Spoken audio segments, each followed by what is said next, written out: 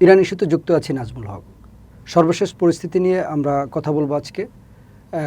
সর্বশেষ কিছুক্ষণ আগে rotor shaft 200 megawatt turbine engine তৈরির ঘোষণা দিয়েছে ইরান, যেটা আসলে বিশ্বের মাত্র 60টি দেশ এই রোটর শ্যাফট টারবাইন ইঞ্জিন ব্যবহার করে থাকে বা নিজেরা উৎপাদন করতে পারে। ইরান টোটালি নিজস্ব প্রযুক্তিতে এই টারবাইন ইঞ্জিনটি তৈরি করেছে। এটার একটা বার্তা হচ্ছে তাদের যে মিসাইল সিটি যেগুলো মাটির নিচে, সেগুলোর বিদ্যুৎ প্রবাহের জন্য মূলত এই ইঞ্জিনটা নিজেরা তৈরি করে সেগুলোকে সুরক্ষিত তারা রাখছে, এটা একটা বার্তা। এবং বিশ্বের এলিট শ্রেণী 60টা দেশের মধ্যে একটা দেশ তারা এই প্রযুক্তিতে অনেক দূর এগিয়েছে, এটাও একটি বার্তা। তারপরেই আমরা জানি যে গত 2 দিন যাবৎ যে বিষয়টা আলোচনা হচ্ছে সেটা হচ্ছে আইসিবিএন নিয়ে আইআরজিসি যে তথ্য প্রকাশ করেছে, ইন্টারকন্টিনেন্টাল ব্লাস্টিক মিসাইল, যেটার মাত্রা 10,000 থেকে 20,000 কিলোমিটার পর্যন্ত হতে পারে, সে বিষয়টা নিয়ে আইআরজিসি তথ্য প্রকাশ করেছে এবং তারা খুব দ্রুত সময়ে এটা উৎপাদন করবে বলে একটা বার্তা তারা দিয়েছে। এর মধ্যে মার্কিন এনবিসি নিউজ যে তথ্যটা প্রকাশ করেছে, যেটা আসলে নতুনভাবে নাটকীয় মোড় তৈরি করছে এই ঘটনাগুলোতে, সেটা হচ্ছে রাশিয়া থেকে 25টারও বেশি জাহাজে করে ইরানের বিভিন্ন অস্ত্র সামগ্রী বা গোলা বারুদ এবং অন্য অন্য যুদ্ধ সামগ্রী তারা নিয়ে এসেছে। কাস্পিয়ান সাগর হয়ে এটা এসেছে এবং এটা অলরেডি ইরানের কাছে বেশ কিছুদিন আগে এটা চলে এসেছে। এবং সেই জাহাজগুলোতে ড্রোন প্রযুক্তির বিভিন্ন ম্যাটেরিয়ালস, ব্যালিস্টিক মিসাইলে তৈরি করার বিভিন্ন ম্যাটেরিয়ালস, বিভিন্ন রাসায়নিক উপাদান এবং অন্য অন্য বিভিন্ন গুরুত্বপূর্ণ যুদ্ধ সামগ্রী তারা বহন করে নিয়ে আসছে বলে এনবিসি নিউজ সেটা নিশ্চিত করেছে। এই বিষয়গুলো যখন খুব আলোচনায় আসছে, এর মধ্যে ভিন্ন একটি আলোচনা আমরা শুনতে পেলাম যে আজকে ভোর রাতে সিরিয়াতে তুরস্ক এবং ইসরায়েলের বিমানের মধ্যে একটা গোলাগুলির ঘটনা হয়েছে, যেটা আসলে নতুন একটা মাত্রা দিয়েছে এই যুদ্ধের ক্ষেত্রকে কেন্দ্র করে। এবং আরও একটা মাত্রা যুক্ত করেছে সিআইএর সাবেক একজন নীতি নির্ধারক, ওনার নাম হচ্ছে জন ক্রিয়াকো। সে যে ব্যাপারটা তুলে এনেছে যে ইসরায়েলের উদ্দেশ্যে সে একটা অনেক ওপেন লেখা সে প্রকাশ করেছে, সেখানে সে বারবারই বলার চেষ্টা করেছে যে ইসরায়েলিরা ডোনাল্ড ট্রাম্পকে ব্যবহার করে যতটা আমেরিকান জাতিকে অপদস্থ করেছে, বিশেষ করে এই ইসরায়েলিরা ব্যাপকভাবে ডোনাল্ড ট্রাম্পকে ম্যানেজ করে যেভাবে যুদ্ধে জড়িয়েছে, তাতে তারা আমেরিকান জাতিকে হারিয়েছে। গাজা ইস্যুতেও আমেরিকান তরুণদেরকে তারা হারিয়েছে এবং এই ইরান ইস্যুতে তারা আমেরিকান সেনাবাহিনীকে হারিয়েছে।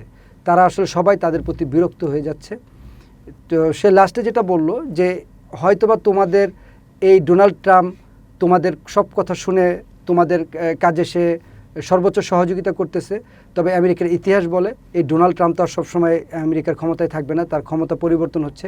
পরবর্তী যে প্রেসিডেন্ট আসবে সে কিন্তু ডোনাল্ড ট্রাম্পের এই কাজগুলো তোমাদেরকে অকাতরে কী সে সহযোগিতা করেছে সেগুলোর ব্যাপারে কিন্তু সে হিসাব নিকাশ নিবে।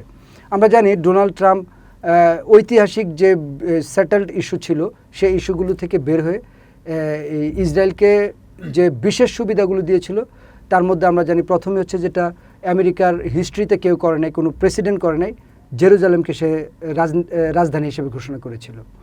জেসিপিও থেকে যেটা joint comprehensive plan of action, অর্থাৎ ইরানের সাথে যে বারাক ওবামার চুক্তিটা ছিল, যে চুক্তির আলোকে ইরান অনেকটাই পারমাণবিক নিরস্ত্রীকরণের পথে একেবারে সর্বশেষ চূড়ান্ত ধাপে চলে গিয়েছিল, সেই চুক্তি থেকে আমেরিকাকে বের করে নিয়ে আসে এই ইসরায়েল।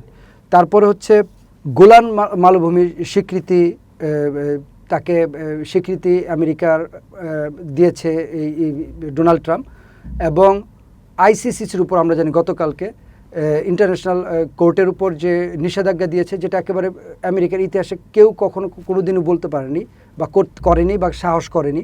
সেটা হচ্ছে ইন্টারন্যাশনাল কোর্টের উপর যেহেতু নেতানিয়াহুর উপর আন্তর্জাতিক আদালতের একটি গ্রেপ্তারি পরোয়ানা জারি আছে বা তার বিচার ব্যবস্থা সেখানে চালু আছে, সেটাকে প্রোটেক্ট করার জন্য মার্কো রুবিও এই আদালতকে ঘৃণ্য আদালত হিসেবে সরাসরি বলেছে এবং ডোনাল্ড ট্রাম্প প্রশাসন আদালতের উপর চরম নিষেধাজ্ঞা দিয়েছে এবং এই আদালতের অনেক বিচারকের তারা যেটাকে বলা হয় যে তাদের সম্পদ বাজেয়াপ্ত করেছে, যেটা আসলে ওয়ার্ল্ড হিস্ট্রিতে একটা কালো অধ্যায় হয়ে থাকবে।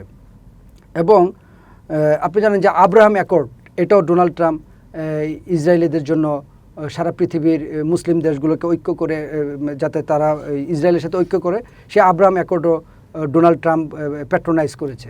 তার মানে ডোনাল্ড ট্রাম্প বলা চলে যে অনেকে এটাকে মানে সে সিআইএর যে নীতি নির্ধারক, সে অনেকটা আনঅফিসিয়াল ভাষায় যেটা বলতে চাচ্ছিল যে ডোনাল্ড ট্রাম্প এরকমভাবে সার্ভ করতেছে ইসরায়েলকে, মনে হচ্ছিল যে সে ইসরায়েলেরই একজন প্রেসিডেন্ট। এবং এটা আসলে আমেরিকার ইতিহাসে কখনোই কোনো প্রেসিডেন্ট এই ধরনের আচরণ কখনোই করে নাই যেটা ডোনাল্ড ট্রাম্প করেছে। আসলে এটা ডোনাল্ড ট্রাম্পের জন্য বা আমেরিকার জাতির জন্য একটা বড় ব্যর্থতা, আমেরিকার জাতির জন্য একটা বড় এটা কি বলে যে একটা অধপতন। সব কিছু মিলিয়ে এই সিআইএর যে অফিসার, তার কথা যেটা বোঝা যাচ্ছে যে আমেরিকান জাতিরা এখন আসলে অনেকটা বিরক্ত এবং খুব বেশি বিরক্ত হচ্ছে ইসরায়েলের উপর। আমরা এখন যেটা জিনিস নিয়ে আলোচনা করব সেটা হচ্ছে যে সর্বশেষ পরিস্থিতি কী। পরিস্থিতি আসলে এখন আমরা জানি প্রায় 63 দিন যাবৎ, মাঝখানে 7 দিন বা 8 দিন কিছু পাল্টা হামলা বাদ দিলে প্রায় 2 মাস এই যুদ্ধটা স্থগিত হয়ে আছে। তবে এই ধরনের স্থগিত কিন্তু একটা বড় বার্তা দিচ্ছে, বড় ঝড়ের যে পূর্বাভাসের মতো বা বড় যুদ্ধের একটা পূর্বাভাস আমরা পাচ্ছি। আসলে যুদ্ধটা হয় কি না এটা হচ্ছে মার্কিনিরা কিভাবে এটাকে ডিলিংস করে সেটার উপর বড় বিষয়। এর আগে আমরা যেটা জেনেছি যে জর্জ ওয়াশিংটন যে জাহাজটি আব্রাহামের পরিবর্তে আপনার এশিয়া থেকে অলরেডি মধ্যপ্রাচ্যের কাছাকাছি তারা নিয়ে গিয়েছে। এটা আসলে একটা বড় বার্তা যে তারা বড় কোনো হামলার প্রস্তুতি নিচ্ছে কিনা সেটার একটা বার্তা এটা। তবে এখানে জর্জ ওয়াশিংটনকে যেহেতু সরাই নিছে, প্রায় 3000 দিন এটা সমুদ্রে বলা চলে যে অনেকটা তাইওয়ানকে বা এশিয়ার কিছু কিছু দেশের ব্যাকআপ হিসেবে সেটা ছিল। সেই জর্জ ওয়াশিংটন সরিয়ে নেওয়ার অর্থ হচ্ছে এশিয়া থেকে বা তাইওয়ান থেকে আমেরিকার নজর সরিয়ে নিয়ে এখন টোটালি তারা এটা মধ্যপ্রাচ্যের দিকে মনোযোগী হয়েছে বা ইরানকে কেন্দ্র করে এটা তারা এখন পুরোটা আবির্ভূত করছে। এখানে যে জিনিসটা 2-1 দিন খবর আসছে বা সিএনএন গতকালকে নিউজ করেছে সেটা হচ্ছে যে হরমুজের যে নিয়ন্ত্রণটা আগে এককভাবে ইরানের উপর ছিল, সেই নিয়ন্ত্রণটা কিন্তু এখন অনেকটা কমে যাচ্ছে এবং তারা কিছু যৌক্তিকতা দিয়েছে, তারা কিছু ডকুমেন্টস সেখানে তুলে ধরেছে। আপনারা জানেন যে আন্তর্জাতিক জাহাজ চলাচলের যে মূল মনিটরিং সেল, যেটাকে আমরা বলি ক্যাপলারের তথ্য অনুসারে কিন্তু এখন ইরানের দিকে যে জাহাজগুলো যাওয়া আসা করতেছে তার বেশিরভাগই মানে 80% হচ্ছে ওমানের উপসাগরীয় অঞ্চল দিয়ে সেগুলো চলাচল করছে। এবং ক্যাপলারের তথ্য অনুসারে গত 1 মাস আগে এই হরমুজ দিয়ে যতগুলো জাহাজ চলাচল করতো না, এখন অনেক বেশি জাহাজ চলাচল করছে এবং তারা স্যাটেলাইট চিত্র বা বিভিন্ন তথ্য উপাত্ত তারা তুলে ধরেছে কোন কোন জাহাজ সেখানে যাচ্ছে।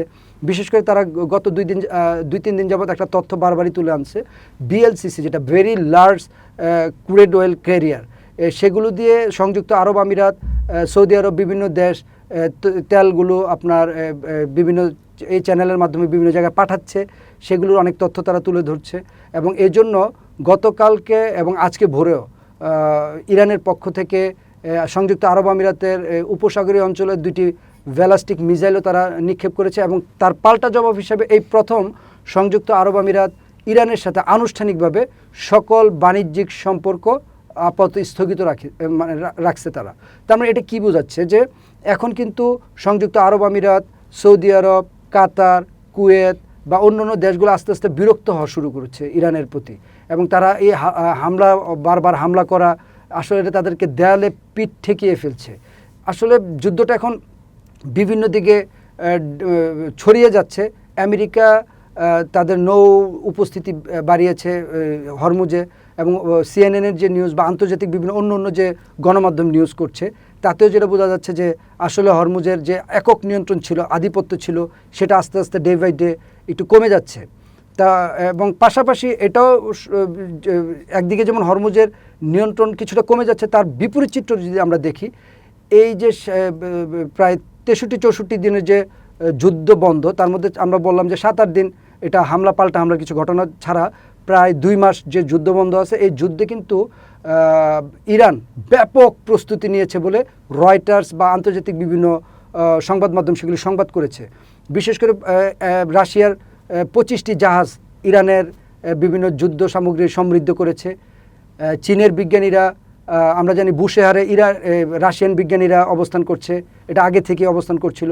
চীনের বিজ্ঞানীরা রেয়ার আর্থ বা বিরল খনিজ মানে উল্লেখ করে তারাও ইরানের কিছু জায়গায় অবস্থান করছে বলে আন্তর্জাতিক মিডিয়ায় খবর আসছে। তার মানে রাশিয়ার বিজ্ঞানীরা অবস্থান, চীনের বিজ্ঞানীদের অবস্থান, রাশিয়ার 25টি জাহাজ চীনের বন্দরে আসা, চীনের ম্যানপেড ব্যালিস্টিক মিসাইল তারা রেডি করে রাখা, এবং প্রায় 2 মাসে ইরানের ব্যাপক রণপ্রস্তুতি, সব কিছু মিলিয়ে একটা লম্বা যুদ্ধের প্রস্তুতি ইরান নিয়ে ফেলেছে। এবং সে যুদ্ধে তারা কিভাবে টিকে থাকবে, এবং শুধু সেই যুদ্ধ না, তারা এই প্রথম আত্মরক্ষা থেকে অ্যাগ্রেসিভ মাত্রায় প্রতিরক্ষার ব্যবস্থা সাজাচ্ছে। অর্থাৎ তারা শুধু নিজেকে রক্ষা করবে না, প্রয়োজনে তারা শত্রুর উপর আগেই হামলা করবে, এই ধরনের একটা নীতিগত সিদ্ধান্ত তারা নিয়েছে। এবং আপনারা জানেন যে গতকালকে প্রথম ঘোষণা দিল যে ইউরোপের বুলগেরিয়া এবং গ্রিসে তারা হামলা করার জন্য একটা লম্বা প্ল্যান করে ফেলেছে।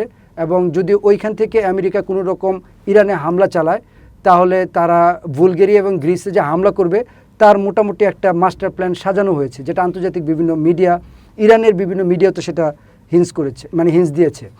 আলটিমেটলি আমরা যেটা আমরা বললাম যে আইআরজিসি বা ইরানের নীতি নির্ধারক যারা, তারা কিন্তু গত 2 দিন যাবতই বলতেছে এবার যদি আমেরিকা হামলা চালায় তাহলে ইরান 2টা কাজ করবে। প্রথম কাজ হচ্ছে তারা আনুষ্ঠানিকভাবে পরমাণু বোমা বা পরমাণু অস্ত্র তৈরির জন্য পদক্ষেপ নিয়ে ফেলবে। দ্বিতীয় যেটা হচ্ছে ইউরোপের যে বিভিন্ন ঘাঁটি, বিশেষ করে বুলগেরিয়া এবং গ্রিসে তারা হামলা চালাবে। তার মানে এবারের যদি হামলাটা তারা চালায়, তাহলে ইরান ভ্যালিড একটা তথ্য দিয়ে রাখলো যে আমরা কিন্তু তাহলে আর কারোর কথা শুনবো না, আমরা টোটালি পরমাণু বোমা বানানোর জন্য সর্বোচ্চ যে চেষ্টা বা আমাদের যে চূড়ান্ত পর্যায়ে আমরা আছি সেটা আমরা তৈরি করে ফেলবো। আপনারা জানেন IAEA যেটা ইন্টারন্যাশনাল এনার্জি মানে অ্যাটমিক এনার্জি কমিশন, যেটা তারা একটা তথ্য বহু আগে থেকে বারবার দিচ্ছিল জাতিসংঘের যে ইরানের কাছে সমৃদ্ধ ইউরেনিয়াম যে পর্যায়ে আছে, তারা 10টা থেকে 11টা মানে পারমাণবিক বোমা তৈরি করতে পারবে, এবং তারা সেটা চূড়ান্ত পর্যায়ে চলে আসছে। অনেকে বলতেছে যে তাদের 90 থেকে 95% পরমাণু বোমা বানানোর জন্য যে প্রক্রিয়া থাকা দরকার তার 90 থেকে 95% তারা অর্জন করে ফেলছে।